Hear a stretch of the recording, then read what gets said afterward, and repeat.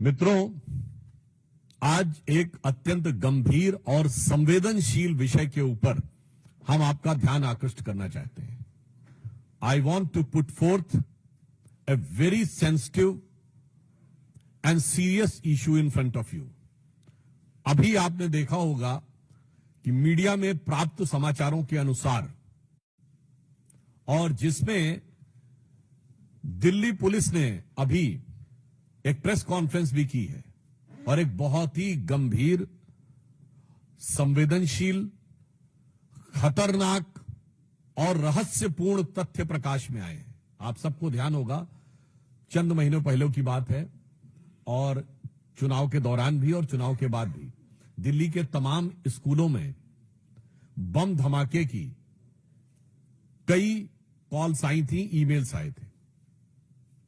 जांच के बाद आप सोचिए कि इससे कितना भय और तनाव का वातावरण अभिभावकों और पूरे दिल्ली की जनता के मध्य उत्पन्न हुआ। यद्यपि बाद में उसमें कुछ भी नहीं पाया गया। फिर जब इस विषय की गहनता से जांच की गई और यह ट्रैक करने का प्रयास किया गया कि ये ईमेल्स कहां से आ रहे हैं, तो बहुत ही आश्चर्यजनक तथ्य प्रकाश में आया कि मूलतः यह ईमेल एक ऐसे व्यक्ति के द्वारा आ रहे थे जो अल्पवयस्क है। These all emails were originating from a person who is juvenile. और आप समझिए, उसने कई 100 स्कूलों को इस प्रकार की फर्जी कॉल्स किए। इसके बाद जब जांच में उनके लैपटॉप और अन्य फोरेंसिक चीजों की जांच की गई और इस बात की पुष्टि हुई, तो और भी गहरा तथ्य प्रकाश में आया कि उसके परिवार के लोग और उसके अभिभावक ऐसे कुछ एनजीओ से जुड़े हैं जो कि इस प्रकार की गतिविधियों में पूर्व में संलिप्त रहे हैं, जिन्होंने अफजल गुरु की फांसी का विरोध किया है और ऐसी तमाम गतिविधियां जो कानून व्यवस्था की दृष्टि से राष्ट्र की सुरक्षा के लिए घातक मानी जाती हैं, उन गतिविधियों के समर्थन की बात आई है। अब इससे गहराई इसलिए बढ़ रही है कि क्या कोई अल्पवयस्क बालक अपने मन से कर रहा है? इसका मतलब उसे शिक्षा कैसी दी जा रही है?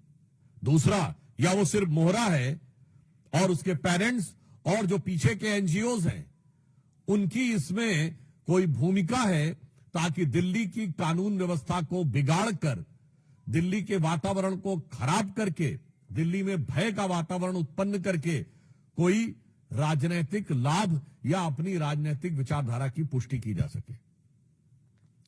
अब जो समाचार उपलब्ध हैं, जो जानकारियां उपलब्ध हैं, उससे बहुत गहरा संदेह हो रहा है, क्योंकि हम सभी जानते हैं कि दिल्ली में आम आदमी पार्टी का बहुत गहरा संबंध न सिर्फ तमाम ऐसे अवांछित एनजीओ से रहा है और तमाम ऐसी गतिविधियों से रहा है जो अफजल गुरु की हैंगिंग और देश विरोधी तमाम गतिविधियों में लिप्त रहे हैं। आप सभी को ध्यान होगा कि फरवरी 2015 में जो टुकड़े टुकड़े होंगे का नारा लगा था, वो अफजल गुरु की बरसी के ऊपर था और जिसकी फाइल को महीनों तक आम आदमी पार्टी ने बचा के रखा था।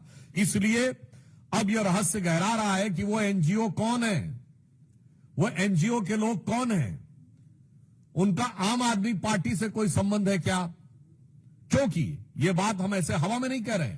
आम आदमी पार्टी की मुख्यमंत्री आतिशी मरलेना जी के दोनों पेरेंट्स ने अफजल गुरु की क्लीमेंसी के पिटीशन का समर्थन किया था, तो यह बात सीधे संबंध जुड़ता हुआ दिखाई पड़ रहा है। यानी वहां के सर्वोच्च नेतृत्व के साथ, और उस जमाने में याद करिए वो सब लोग, प्रशांत भूषण, शांति भूषण, अन्य ने बहुत सारे लोग थे, आप बड़ी लंबी लिस्ट है, वो सब उस समय आम आदमी पार्टी के सदस्य थे। यानी आम आदमी पार्टी का एक संगठन के रूप में उनके साथ संबंध बहुत साफ दिखाई पड़ रहा था। तो अब ऐसी जानकारी लगती है और यह ऐसा ही गहरा संदेह आता है जो पुष्ट होता हुआ नजर आता है कि क्या इस चीज में आम आदमी पार्टी का या उनसे जुड़े एनजीओ का कोई संबंध है। केजरीवाल जी आकर तमाम बार अनाप शनाप बातें, अनर्गल मिथ्या बातें कर जाते हैं। आज उनसे मैं साफ साफ शब्दों में पूछना चाहता हूं कि आम आदमी पार्टी आकर स्पष्ट करे कि ये जो भयानक और खतरनाक तथ्य उभर के सामने आया है, इसके पीछे जो मैकेनिज्म नजर आ रहा है, चूंकि उन लोगों का सीधे वैचारिक सामने आपसे नजर आ रहा है, तो आपसे उनका क्या संबंध है? आपको सीधे आकर स्पष्ट करना चाहिए 2 टूक शब्दों में।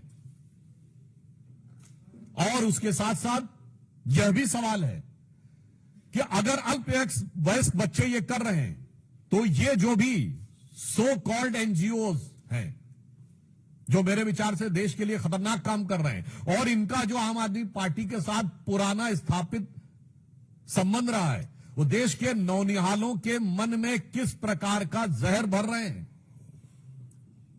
और उस जहर के कितने घातक प्रभाव आने वाले समय में पड़ सकते हैं।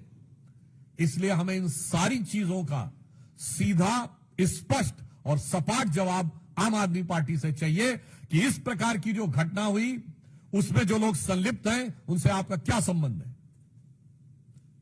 और उस प्रकार के लोगों के साथ आपके पूर्व में स्थापित संबंध रहे हैं, आपकी मुख्यमंत्री के परिवार तक से वो लोग संबंधित रहे हैं जिन्होंने इस प्रकार की गतिविधियों का समर्थन किया था।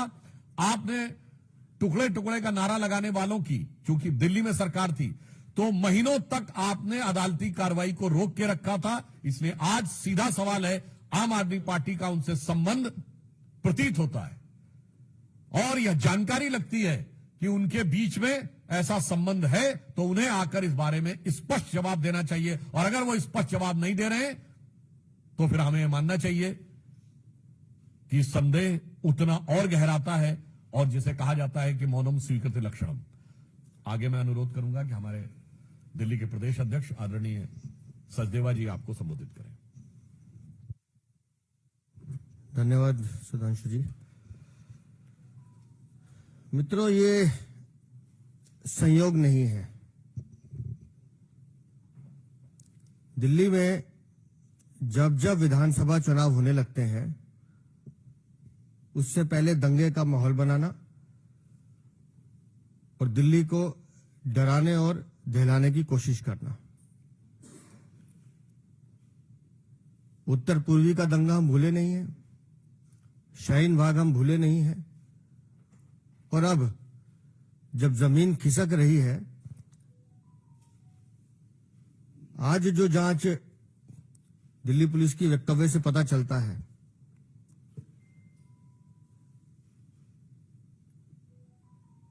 जुवेनाइल को आगे कर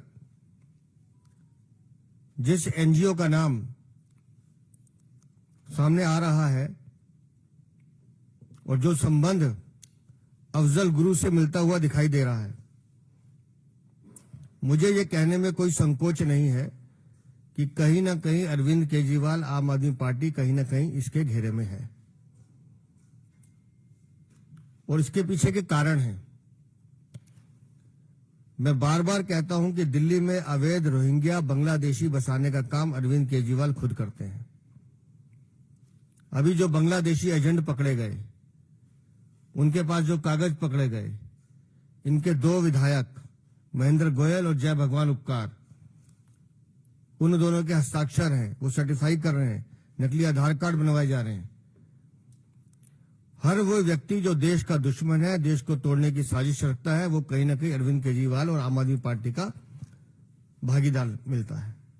विदेशी फंडिंग से ये पैसा लेते हैं वो एजेंसी जो देश के दुश्मन है, जो देश का भला बुरा चाहते हैं,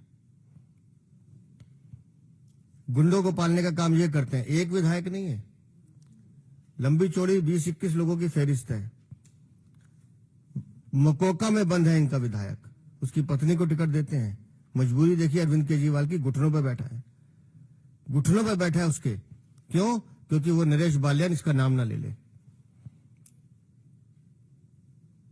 मकोका में बंद है, और मकोका में बंद होना मतलब आप समझो वो आदमी जो बिल्कुल देश का दुश्मन हो। रंगदारी, वसूली, हत्या, क्या है जी? आपराधिक मुकदमे जिनके इतने विधायकों पे हैं, किसी पे नहीं है। पर आईना दिखाओ तो इसको मिर्चें लगती हैं। जिस दिशा में जांच जा रही है, निस्संदेह वो एनजीओ, आतिशी मार लेना, अरविंद केजरीवाल, आम आदमी पार्टी कहीं ना कहीं एक सूत्र में बनते हुए नजर आएंगे। दिल्ली को दहलाने की कोशिश, 400 स्कूलों में फर्जी मेल करवाना, और वो भी एक जुवेनाइल से, एक सोची समझी साजिश है। कितने लाखों लोगों को परेशान किया गया, पूरी एजेंसीज को इस काम पे लगाया गया कि किसी तरह से दिल्ली में भय का माहौल हो जाए, एक ऐसा माहौल बन जाए लोग डरें। क्यों? क्योंकि इन्हें चुनाव जीतना है। अरविंद केजरीवाल दिल्ली के नहीं, देश के भी दुश्मन हैं। और जब बांग्लादेशी एजेंट पकड़े जा रहे हैं, वो बता रहे हैं कि इनके विधायक हमसे ये काम कराते हैं, एक शब्द इनके मुंह से नहीं निकल रहा है उस विधायकों के लिए, ना बाल्यान के लिए निकलता है। तो मुझे तो लगता है कि एक बहुत बड़ा खुलासा जल्द कुछ दिनों में होगा, जिसमें इन भ्रष्टाचारियों का, इन आततियों का, और ये जो दिल्ली को पूरी तरह से बर्बाद करने की कोशिश कर रहे हैं, ऐसी आपदा पार्टी जो दिल्ली में सचमुच आपदा बनकर टूट पड़ी है, वो जब जांच सामने आएगी तो वो सत्य भी सामने आएंगे और इस आपदा से मुक्ति दिल्ली को मिले, ये बहुत जरूरी है, क्योंकि इन्होंने दिल्ली को बर्बाद करने का काम किया। प्रश्न साधन मंत्री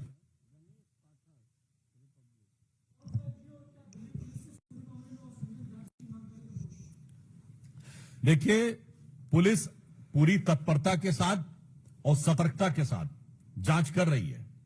वो है टेक्निकल और लीगल एस्पेक्ट। आज सवाल मॉरल और पॉलिटिकल है। आम आदमी पार्टी को इसका नैतिक और राजनैतिक जवाब देना चाहिए। जहां तक विधिक यानी कानूनी बात है, तकनीकी पक्ष है, उसके ऊपर जांच एजेंसियां अपना काम कर रही हैं। जैसा अभी सचदेवा जी ने बताया, ये कोई नई बात तो नहीं है। ताहिर हुसैन जो दिल्ली के दंगों का मुख्य आरोपी था, वो आपका विधिवत सभासद था। सोचिए कितनी बड़ी आपदा है ये लोग। मनीष सिसोदिया जी की बाइट अवेलेबल है, शाहीन बाग मेरे दिल में है। जामिया के बाहर जो हुआ था, याद करिए, उसमें जो एक भरकर एक टेम्पो में पत्थर वगैरह आए थे, उसमें अमानतुल्लाह खां का नाम आया था। तो ये कोई नई बात नहीं। और मैं पुनः कह रहा हूं, भारत तेरे टुकड़े होंगे का जो जेएनयू में नारा लगा था फरवरी 2015, उसमें सब यही एनजीओ लॉबी वाले शामिल थे। और वो अफजल की बरसी पर था। आप में से बहुत से लोग भूल गए होंगे कि वो ओकेजन क्या था। और उसकी कार्रवाई कोर्ट में ना होने पाए, महीनों तक फाइल दबा के रखी थी आम आदमी पार्टी की सरकार ने। और जैसा बताया उन्होंने कि उनके विधायक माफियाओं से भी बात करते हुए मिले हैं। और आज और वो भी जानकारी मीडिया में आई है कि बांग्लादेशी घुसपैठियों के बारे में जांच के लिए शायद आज ही उनके विधायक मोहिंदर गोयल जी के से पूछताछ भी की गई है। तो अब यह साफ दर्शा रहा है कि ये दिल्ली की सुरक्षा और व्यवस्था के लिए भी आपदा बनते हुए दिखाई पड़ रहे हैं। यकीन है, टीवी यकीन।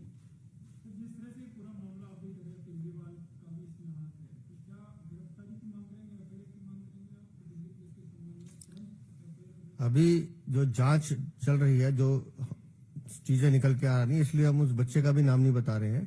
एक बार तथ्य ऑन रिकॉर्ड आ जाए, मैं फिर निश्चित रूप से कह रहा हूं, अरविंद केजरीवाल, आम आदमी पार्टी और ये जो सारा घटनाक्रम है, ये आपस में जुड़ा हुआ है।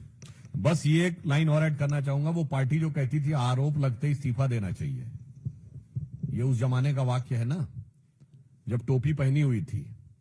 और जब टोपी पहना दी है जनता को, तो उसके बाद आरोप लगने के बाद सफाई तक नहीं देते हैं, आके उल्टा सवाल करते हैं।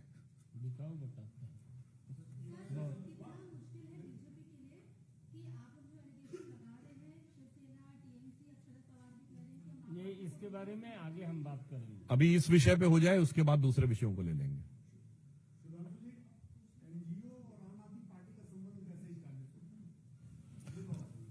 इस देखिए, क्योंकि जांच की प्रक्रिया चल रही है, इसलिए जांच एजेंसियां इस विषय में बात कर रही हैं। और जहां तक आपने एनजीओ की बात कही, तो आम आदमी पार्टी के जितने संस्थापक लोग थे, उनकी जरा पृष्ठभूमि देख लीजिए तो बहुत साफ समझ में आ जाएगा। और एनजीओ पे एक और मैं आपको बात बता दूंगा, anybody of you can go and check. जब हमारी गवर्नमेंट आई, देयर वर 5000 एनजीओ जिन्होंने 5 साल से अपना आईटी रिटर्न नहीं भरा था। सबको नोटिस दिया गया कि 3 साल का आईटी रिटर्न भरिए, 3 महीने में नहीं भरा। फिर नोटिस दिया गया कि 31 दिसंबर 2014 तक भरिए, नहीं भरा। फिर उनको नोटिस दिया गया 31 मार्च 2015 तक आप नहीं भरेंगे तो you will be derecognise. और आपको पता उसके बाद कितनों ने भरा था? 250। और जैसे ही डिरिकग्नाइज हुए हल्ला मचाना शुरू किया था। हल्ला मचाने वालों में आम आदमी पार्टी थी कि नहीं?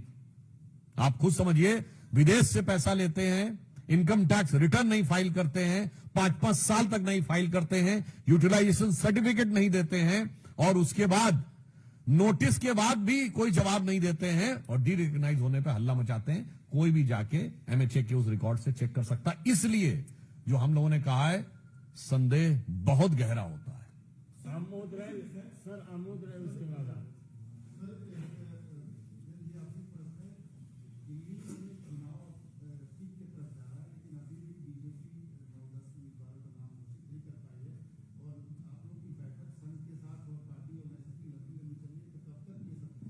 नहीं, मैं इसको करेक्ट करता हूं कि घोषित नहीं कर पाई है। घोषित नहीं करने के पीछे कुछ रणनीति है। समय आने पे 17 तारीख लास्ट डेट है, उससे पहले घोषित भी होंगे और वो प्रत्याशी जीतकर भी आएंगे। और जहां तक बैठकों की दौर चलता है, तो किसी भी लड़ाई को जीतने के लिए तो चर्चा होती है, तो उस चर्चा को बताने से तो लाभ नहीं है, उसका परिणाम आएगा तो सामने आएगा। आप थैंक्स नाउ।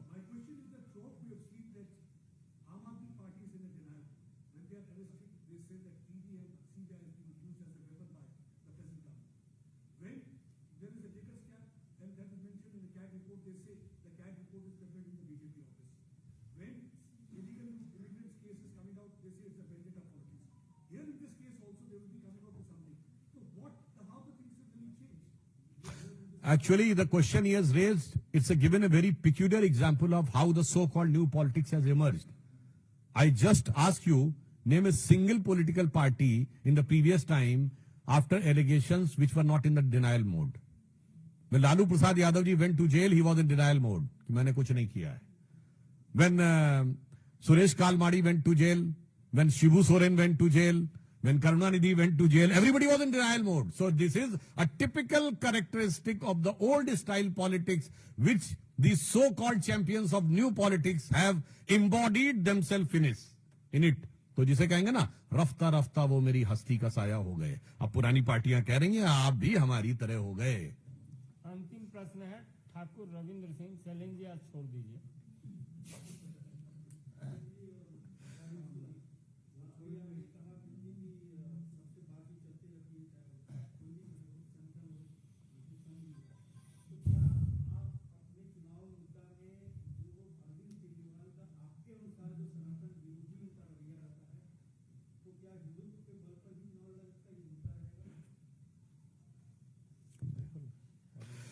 देखिए, हमारे लिए हिंदू धर्म और सनातन धर्म भारत की अस्मिता और पहचान का विषय है।